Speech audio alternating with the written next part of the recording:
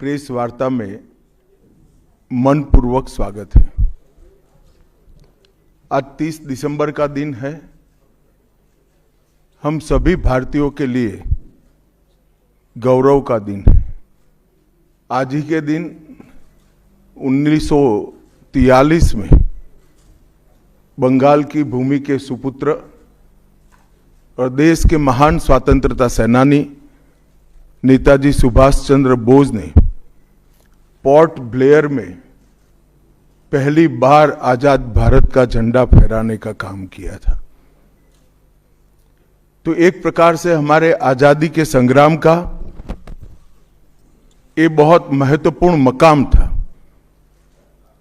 और इसके कई साल बाद, 8 दशक बाद, आज 30 दिसंबर को जब हम पीछे मुड़ कर देखते हैं तो बंगाल के लिए भी आज से लेकर अप्रैल तक का समय बहुत महत्वपूर्ण समय है। अप्रैल में बंगाल में विधानसभा के चुनाव होने जा रहे हैं। भय, भ्रष्टाचार, कुशासन और घुसपैठ की जगह विरासत, विकास और गरीब कल्याण की एक मजबूत सरकार बनाने का बंगाल की जनता का संकल्प बंगाल में जहां पर भी जाते हैं वहां दिखाई पड़ता है। तृणमूल कांग्रेस के 15 साल के शासन में भय, भ्रष्टाचार और कुशासन और विशेषकर घुसपैठ से बंगाल की जनता चिंतित भी है, भयभीत भी है और आशंकित भी है। हम भारतीय जनता पार्टी के सभी कार्यकर्ता बंगाल की जनता को आश्वासन भी देना चाहते हैं और वादा भी करना चाहते हैं कि मोदी जी के नेतृत्व में बंगाल में भारतीय जनता पार्टी की सरकार बनने के साथ ही यहां की विरासत को हम पुनर्जीवित करेंगे। विकास की गंगा फिर से बड़ी तेज गति से बहेगी और गरीब कल्याण, जो बंगाल का आज बहुत महत्वपूर्ण मुद्दा बना है, देश भर में जहां जहां एनडीए सरकारें हैं, भाजपा सरकारें हैं, हमने गरीब कल्याण को प्राथमिकता दी है। यहां पर भी गरीब कल्याण को प्राथमिकता दी जाएगी। और इस सब के साथ साथ एक ऐसी मजबूत राष्ट्रीय ग्रिड बनाएंगे जो बंगाल से घुसपैठ को समाप्त कर देंगी। इंसान छोड़ दीजिए, परिंदा भी पैर नहीं मार पाए, इस प्रकार की एक मजबूत ग्रिड की रचना हम करेंगे। और न केवल घुसपैठ रोकेंगे, सारे घुसपैठियों को चुन चुन कर भारत के बाहर निकालने का काम भी भारतीय जनता पार्टी की बंगाल सरकार करेगी। आज ममता बनर्जी के नेतृत्व में भ्रष्टाचार के कारण पूरे बंगाल का विकास एक प्रकार से थम गया है। मोदी जी की सारी लाभकारी योजनाएं जो पूरे देश में गरीबी का उन्मूलन कर रही है, यहां पर टोल सिंडिकेट के भेंट चढ़ चुकी हैं और हर योजना डेड एंड पर पहुंच चुकी है। 14 सालों से भय और भ्रष्टाचार ये बंगाल का पहचान बना हुआ है। बीजेपी सरकार का संकल्प 15 अप्रैल 2026 के बाद जब भाजपा सरकार बनेगी, बंग गौरव, बंग संस्कृति, उसके पुनर्जागरण की हम फिर से शुरुआत करेंगे। और विवेकानंद जी, बंकिम बाबू और गुरुवर टैगोर और श्यामा प्रसाद मुखर्जी के स्वप्न का बंगाल बनाने का हम फिर से एक बार प्रयास करेंगे। और आज मैं फिर से एक बार कहना चाहता हूं, भारतीय जनता पार्टी के लिए ये बंग भूमि बहुत पवित्र और बहुत मायने रखने वाली है, क्योंकि हमारी स्थापना, भारतीय जनता पार्टी की स्थापना, भारतीय जनसंघ की स्थापना यही बंग भूमि के बड़े नेता श्यामा प्रसाद मुखर्जी ने की है। भारतीय जनता पार्टी की स्थापना से स्वामी विवेकानंद और बंकिम चंद्र चट्टोपाध्याय, इनका अनुकरण भारतीय जनता पार्टी ने अपने सभी सिद्धांतों के अंदर किया है। मित्रों, आज जब मैं कह रहा हूं कि इस बार 26 के बंगाल के विधानसभा चुनाव में बंगाल में हमारी सरकार बनेगी, इसका मजबूत आधार भी भारतीय जनता पार्टी के पास है। मैं आपको 2014 से 2024 तक के चुनाव के यात्रा के परिणामों को बताना चाहता हूं। 2014 के लोकसभा चुनाव में हमें 17% वोट मिले थे और 2 सीटें मिली। मेरी बात जरा सभी पत्रकार बंधु ध्यान से सुने। 2014 के चुनाव में हमें 17% वोट और 2 सीट मिले थे। 2016 के विधानसभा चुनाव में हमें 10% वोट मिले और विधानसभा की केवल 3 सीटें मिली थी। फिर 14 से 19 के बाद 19 के लोकसभा चुनाव में हमें 41% वोट मिले और 18 सीटें मिली। और 21 के विधानसभा चुनाव में हमें 38 वोट मिले और 77 सीटें मिली। ये बहुत बड़ा अंतर है। जिस पार्टी को केवल 3 सीट मिले थे, वो पार्टी 5 साल के ही अंतराल में 77 सीट प्राप्त करी। और इसका नतीजा देखिए, कांग्रेस, जिसकी एक प्रकार से स्थापना ही बंगाल से शुरू हुई, वो कांग्रेस पार्टी बिग जीरो पर पहुंच गई। और 34 साल तक शासन करने वाला कम्युनिस्ट गठबंधन भी एक भी सीट प्राप्त नहीं कर पाया और हमने मुख्य विपक्ष का स्थान प्राप्त किया। आज शुभेंदु जी मेरे साथ यहां पर बैठे हैं, वो हमारे प्रतिपक्ष के नेता हैं। 24 के चुनाव में भी हमने 39% वोट प्राप्त किया, 12% सीट प्राप्त की, 12 सीटें प्राप्त की। और 26 में हम निश्चित रूप से प्रचंड बहुमत के साथ भारतीय जनता पार्टी की सरकार बनाने वाले हैं। मित्रों, ये 24 से अब तक का समय भारतीय जनता पार्टी के लिए बहुत शुभांकर सिद्ध हुआ है। 24 में लगातार तीसरी बार नरेंद्र मोदी जी इस देश के प्रधानमंत्री बने। उसके बाद महाराष्ट्र में, हरियाणा में, दिल्ली में और अब बिहार में भारतीय जनता पार्टी की सरकारें बनी हैं। 24 के चुनाव में उड़ीसा और आंध्र प्रदेश में भी पूर्ण बहुमत की भाजपा की और एनडीए की सरकार बनी है। मुझे पूरा भरोसा है कि 2026 में बंगाल में 2/3 बहुमत के साथ भारतीय जनता पार्टी की सरकार बनेगी। ये बंगाल की जनता तय कर कर बैठी है। मित्रों, जहां पर भी बंगाल में जाते हैं, पूरे बंगाल की जनता घुसपैठियों से त्रस्त है। क्या कोई राज्य सरकार ऐसी हो सकती है जो घुसपैठियों की पनाहगाह अपने राज्य को बना दे? राष्ट्रीय सुरक्षा पर कितना बड़ा खतरा है, इसका जवाब बंगाल की मुख्यमंत्री ने बंगाल के चुनाव में दे। घुसपैठ रोकने के लिए उनके पास क्या योजना है? आर्टिकल 370 हटता है, वो विरोध करती है। सीएए लाकर बंगाल के शरणार्थियों को नागरिकता देने का हम कार्यक्रम करते हैं, वो विरोध करती हैं। और वो ठीकरा फोड़ते हैं कि बीएसएफ है, वो रोक नहीं रही है। ममता जी, मैं आज आपको इस सार्वजनिक प्रेस वार्ता में पूछना चाहता हूं कि कौन सी सरकार है बांग्लादेश की पूरी सीमा पर जो वाड़बंदी करने के लिए, बॉर्डर पर फेंसिंग करने के लिए जमीन नहीं देती है?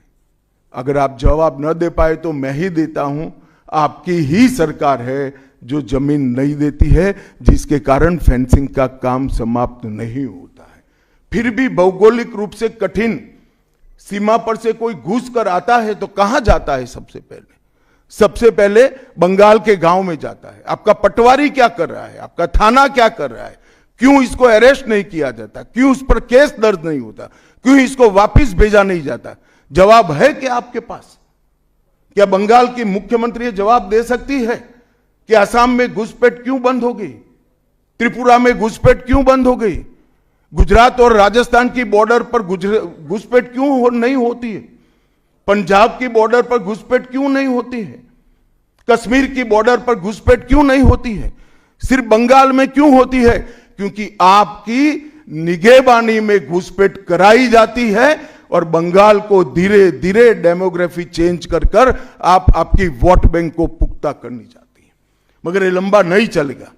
बंगाल की जनता अब जान गई है और इसके खिलाफ लामबंद भी हो रही है।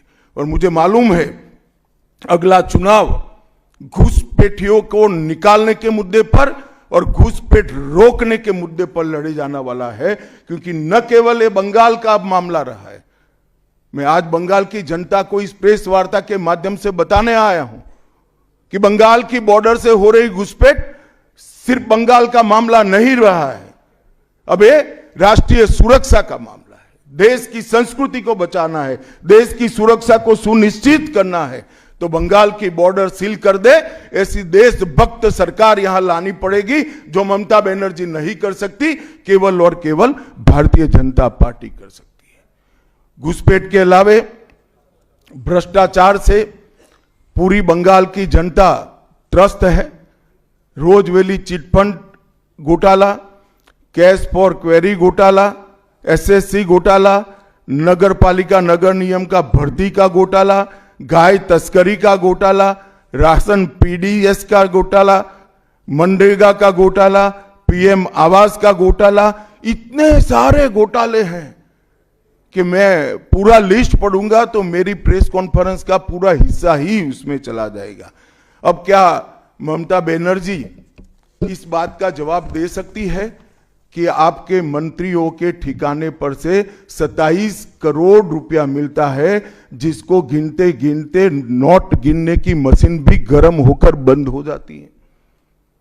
बंगाल जैसे गरीब राज्य के अंदर 27 करोड़, 20 करोड़, 15 करोड़ ये राशि मिल रही है, आपकी कोई अकाउंटेबिलिटी नहीं है। पार्थो चैटर्जी जेल में जाते हैं, ज्योति प्रिय मलिक जेल में जाते हैं, अनुव्रत मंडल जेल में जाते हैं, जीवन कृष्ण शाह जेल में जाते हैं, माणिक भट्टाचार्य जेल में जाते हैं, चंद्रनाथ सिन्हा जेल में जाते हैं, परेश पाल जेल में जाते हैं, कुंतल घोष जेल में जाते हैं, फिरहाद हकीम वो भी आरोपी बनाए जाते हैं, शोभन चैटर्जी आरोपी बनाए जाते हैं, कुणाल घोष 3 साल जेल में रहकर आते हैं, और आप कहती है कि भ्रष्टाचार नहीं हो गया, हो रहा है।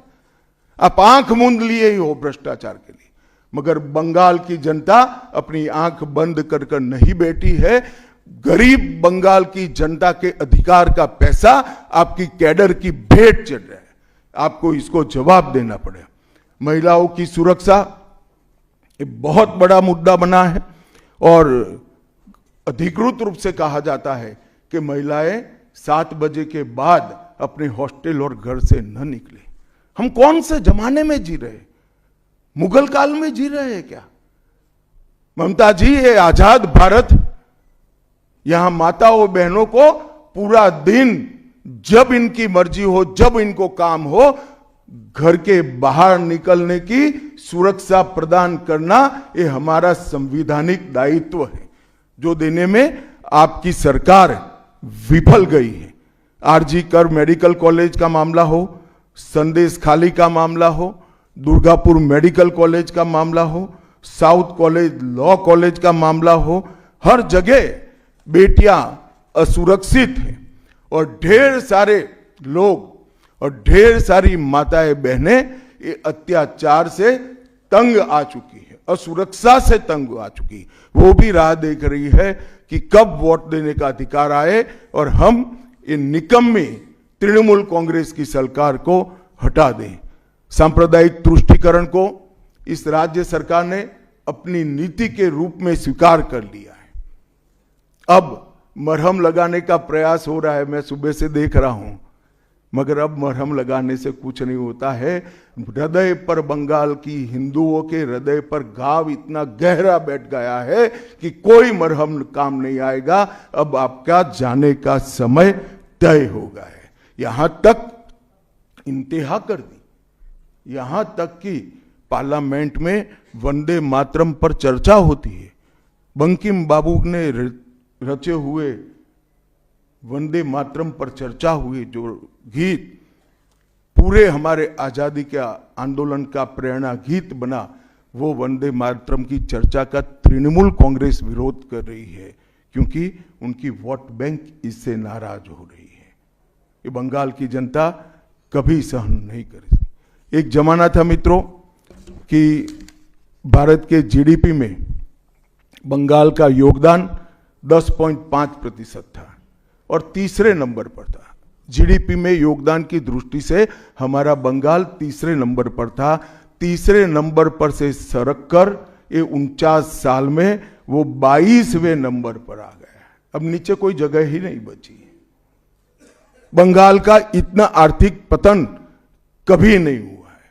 ये कम्युनिस्टों के शासन के पहले, तृणमूल के शासन के पहले प्रति व्यक्ति बंगाल की आय राष्ट्रीय औसत से 127% ज्यादा थी। 127%। देश में नागरिक 100 रुपया कमाता था तो बंगाल में 127 रुपया कमाता था। आज देश का नागरिक 100 रुपया कमाता है तो बंगाल का नागरिक 73 रुपया कमाता है। ममता जी, आपको इसको जवाब देना पड़ेगा। हर प्रकार के उद्योग की शुरुआत एक जमाने में इस सुजलाम सुफलाम भूमि से हुआ था और इसी के आधार पर सोनार बांग्ला की परिकल्पना की जाती थी। वो बंगाल में आज भ्रष्टाचार, घुसपैठ और टोलबाजी के कारण सारी इंडस्ट्री वापिस जा रही है। केंद्र सरकार की योजनाएं लागू करने में उनको अपनी वोट बैंक गंवाने का डर है। पीएम किसान देरी से लागू किया, बंगाल के किसानों का 10,000 करोड़ रुपया चला गया। आयुष्मान भारत आज तक लागू नहीं किया और बहुत आयुष्मान भारत से बहुत एक प्रकार से कमियां वाली स्वास्थ्य साथी की स्कीम लागू की है। मुझे बताइए, कोई बंगाली, बंगाल का नागरिक भारत में कहीं जाता है और बीमार पड़ गया, स्वास्थ्य साथी स्कीम उसको बाहर के अस्पताल में इलाज करवा पाएगी क्या? नहीं करवा पाएगी। क्या गुनाह किया है बंगाल के गरीबों ने? देश भर के गरीबों को 5 लाख तक की पूरे स्वास्थ्य की गारंटी मिल रही है। अरे कई राज्यों ने किया कि केंद्र 5 लाख दे रहा है, उन्होंने और 5 लाख जोड़ दिए। आप केंद्र के 5 लाख इसलिए स्वीकार नहीं करना चाहते हो कि नरेंद्र मोदी से आपको डर है। डर तो ठीक ही है, क्योंकि मोदी जी की लोकप्रियता बंगाल में दिन प्रतिदिन बढ़ती है, मगर इसके कारण गरीबों का आप नुकसान कर रही हो। वो बंगाल के गरीब जरूर। हिंसा और प्रतिशोध की राजनीति, पूरा देश ऐसी आशा करता था कि यहां से कम्युनिस्ट जाने के बाद हिंसा और प्रतिशोध की राजनीति समाप्त हो जाएगी, मगर हुआ उल्टा। इन्होंने तो कम्युनिस्टों को भी अच्छा कहला दिया। मित्रों, अब तक 300 से अधिक भारतीय जनता पार्टी के कार्यकर्ता मारे गए हैं। 21 के चुनाव के बाद लगभग 3000 कार्यकर्ता विस्थापित बनकर आज भी अपने गांव में नहीं लौटे हैं। उनको दबाव बनाया जाता है कि आप तृणमूल का झंडा उठाओ तभी गांवों को रहने देंगे। क्या ये स्वस्थ लोकतंत्र की निशानी है? कोई व्यक्ति अपने किसी राजनीतिक दल में काम करना है, वो स्वतंत्र रूप से तय नहीं कर पाएगा। वो ममता जी मुख्यमंत्री की चैम्बर से तय करेगी क्या?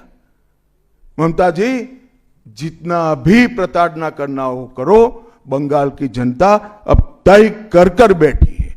इन्होंने भाजपा के कार्यकर्ताओं को हर तरह से प्रताड़ित किया, यहां तक कि महिलाओं पर बलात्कार भी किए गए। मैं अपना रिपोर्ट नहीं दे रहा हूं, नेशनल ह्यूमन राइट कमीशन का रिपोर्ट है। इसका भी जवाब ममता जी को देना पड़ेगा। ममता जी ने सारी संवैधानिक औचित्य को समाप्त कर दिया। किसी भी राज्य में प्रधानमंत्री जाते हैं तो वो देश के प्रधानमंत्री होते। कई राज्यों में हमारी सरकार नहीं, कहीं ऐसा व्यवहार नहीं होता। वंदे भारत ट्रेन देने प्रधानमंत्री आते हैं, ममता जी स्टेज पर नहीं जाती हैं। कई प्रकार के भारत सरकार के सुप्रीम कोर्ट के आदेश से बने हुए, मेरी बात ध्यान से सुनिएगा, सुप्रीम कोर्ट के आदेश से बने हुए भारत सरकार के डीओपीटी के रूल्स ये तोड़ देती है, मरोड़ देती है। डीजीपी और मुख्य सचिवों की अपॉइंटमेंट में मनमानी करती है। रिटायर्ड होने के बाद सलाहकार बनाकर प्रॉक्सी डीजीपी और प्रॉक्सी सीएस बैठाने का काम करती है।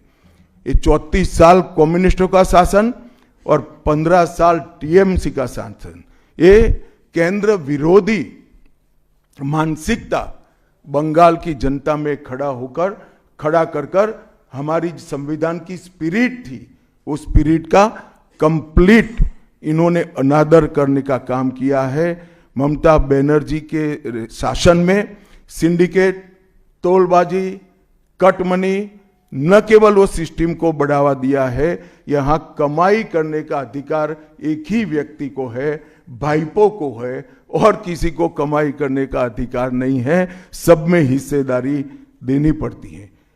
बंगाल एक जमाने में सब बात में सबसे पहले था। सबसे पहला मोटर कारखाना पश्चिम बंगाल में लगा। सबसे पहला पावर प्लांट 1887 में बंगाल में लगा। सबसे पहली कोयलरी बंगाल में आई। सबसे पहला स्टील प्लांट बंगाल में लगा। देश की सबसे पहली हाई राइज बिल्डिंग बंगाल में बनी। देश की सबसे पहली जूट मिल बंगाल में बनी। देश की पहली मेट्रो ट्रेन बंगाल में आई। एक ही शहर में 2 पोर्ट एक ही जगह है, बंगाल में है। और देश की सबसे पहली आधुनिक यूनिवर्सिटी कलकत्ता यूनिवर्सिटी भी बंगाल में बनी। और विश्व प्रसिद्ध विश्व भारती यूनिवर्सिटी भी, जिसने भारतीय शिक्षा के कंसेप्ट को जमीन पर उतारा, वो भी बंगाल में बनी। मगर ममता जी, आप गौरव मत करिएगा, इसमें से कुछ आपके समय में नहीं हुआ है। ये जो करने वाले थे, उनके पूरे रिदम को, इनकी लय को, बंगाल की विकास की गति को तोड़ने का आप काम करें। बंगाल आज इंडस्ट्रियल रूप से कंप्लीटली बर्बाद हो चुका है, और ये आपके शासन में ही हुआ है। आधा अधूरा तो कम्युनिस्ट बेचारे कर गए थे, आपने तो पूरा ही समाप्त कर दिया। सिंडिकेट राज, तालेबाजी, शत्रुतापूर्ण माहौल, इसके कारण 2011 से 25 के बीच में 7000 से ज्यादा कंपनियां बंगाल छोड़कर बंगाल के बाहर चली गई। और मित्रों, ये बहुत बड़ा सेटबैक बंगाल के आर्थिक विकास के लिए है।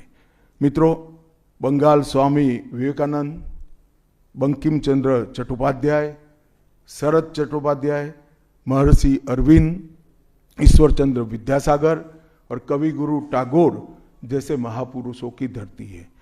यहीं धरती पर नेताजी सुभाष चंद्र बोस, अमर शहीद खुदीराम बोस, वाघा जतीन, रविंद्रनाथ सन्याय, रास बिहारी बोस, मास्टर सुरेश सेन, प्रफुल्ल चाकी, वीणा दास, कल्पना दत्त, ये सभी ने देश की आजादी के लिए आहलेख जगाया था।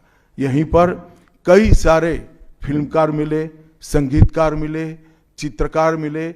इस भूमि ने कई सारे दुनिया को प्रभावित करने वाले संत भी दिए।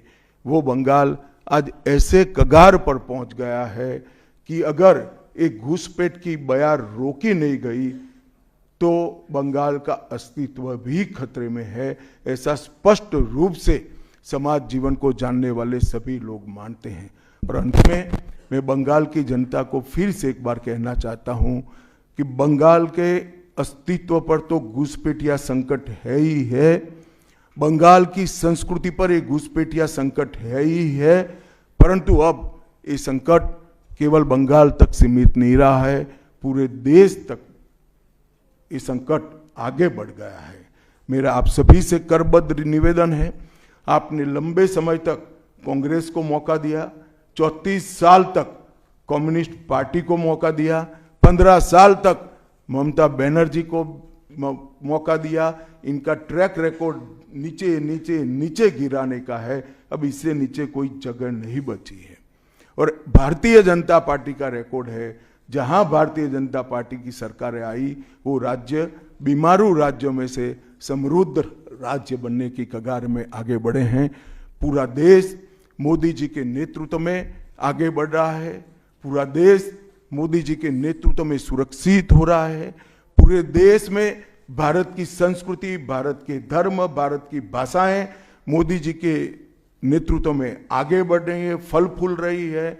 बंगाल की जनता को मैं विनती करता हूं कि मोदी जी के नेतृत्व में पूर्ण बहुमत की, प्रचंड बहुमत की एक भारतीय जनता पार्टी की सरकार बनाइए। हम कवि गुरु की कल्पना का, विवेकानंद की कल्पना का, बंकिम बाबू की कल्पना का बंगाल बनाएंगे, सोनार बांग्ला बनाएंगे और निश्चित रूप से काम भारतीय जनता पार्टी की सरकार ही कर सकती है, ऐसा मेरा विश्वास है। तो फिर से एक बार समग्र बंगाल की जनता को करबद्ध निवेदन मैं करना चाहता हूं कि बंगाल में हमें पूर्ण बहुमत दीजिए। बंगाल और पूरी भारत को सुरक्षित करने के लिए ये चुनाव में बाकी सारी चीजें छोड़कर भारतीय जनता पार्टी को जिताने का काम करिए। धन्यवाद। कौन बोलते जाओ नाम भाई, आनंद बाजार कोई जल्दबाजी मत